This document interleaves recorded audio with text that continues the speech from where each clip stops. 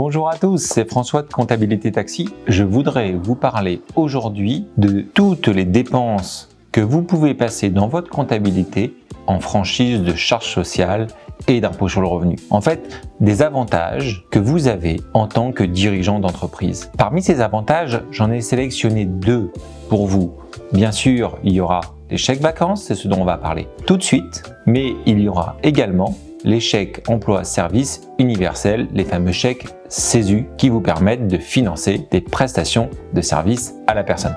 Alors, on y va, c'est parti, les chèques vacances. En fait, les chèques vacances, c'est un dispositif d'aide dont vous pouvez bénéficier en tant que dirigeant d'entreprise, même en l'absence de salariés. Et c'est pour ça dont je vous en parle aujourd'hui, parce que l'immense majorité des taxis n'ont pas de salariés. Eh bien, les chèques vacances, vous pouvez en bénéficier.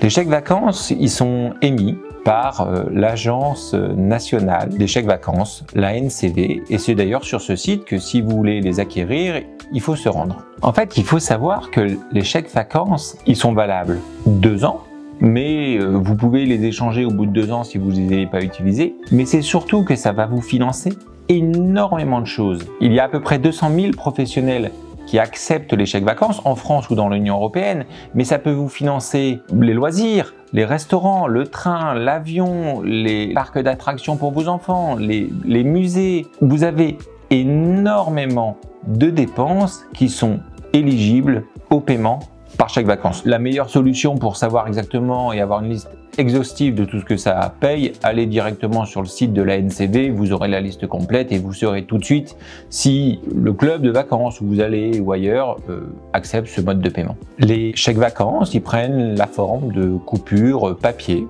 ou électronique selon que vous préférez les éléments papier ou vous préférez les éléments électroniques. Ces fameux chèques vacances sont déductibles de votre résultat, donc vous avez le droit de les passer en comptabilité dans une double limite. Un petit peu compliqué, mais on va essayer de simplifier. Au niveau de votre impôt sur le revenu, vous pouvez le déduire de votre impôt sur le revenu dans la limite du SMIC mensuel à la date du 1er décembre de l'année d'acquisition.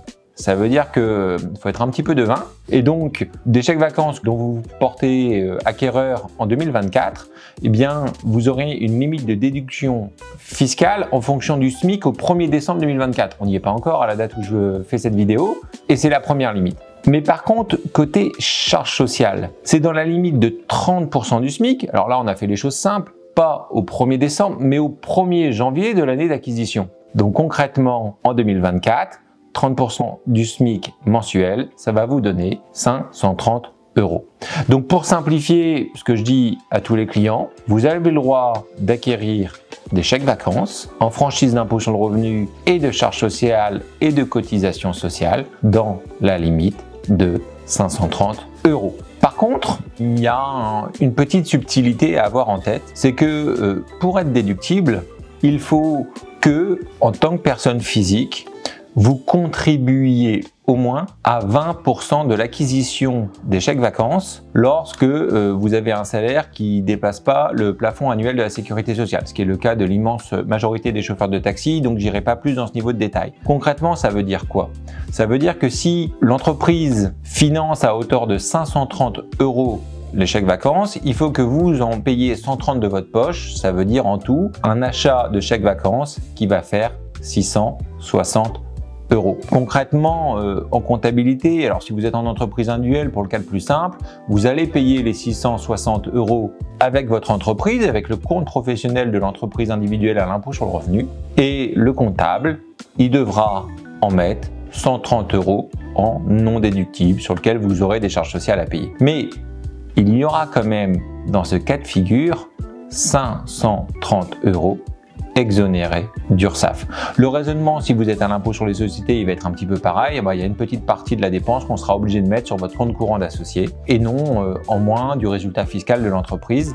Mais la logique, c'est exactement la même. La dépense est déductible. Alors, vous pouvez avoir des petites majorations de 5% ou 10% selon que vous ayez des enfants handicapés ou des personnes à charge pour ne pas avoir à payer 20% de votre poche mais un petit peu moins. On pourra en revenir dans le détail, mais comme il s'agit de 130 € pour 20%, je vous propose que pour simplifier, vous retenez ce chiffre, 530 € déductibles fiscalement et socialement.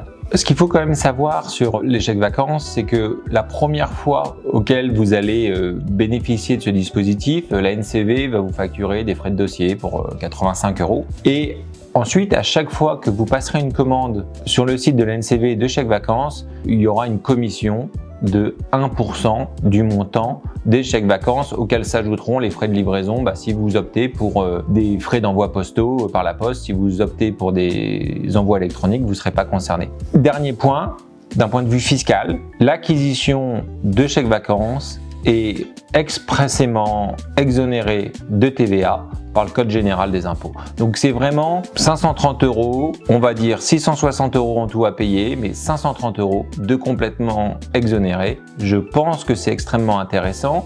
Il ne faut pas hésiter à en bénéficier. Profitez-en. C'est un bel avantage fiscal qui vous est donné. À très bientôt.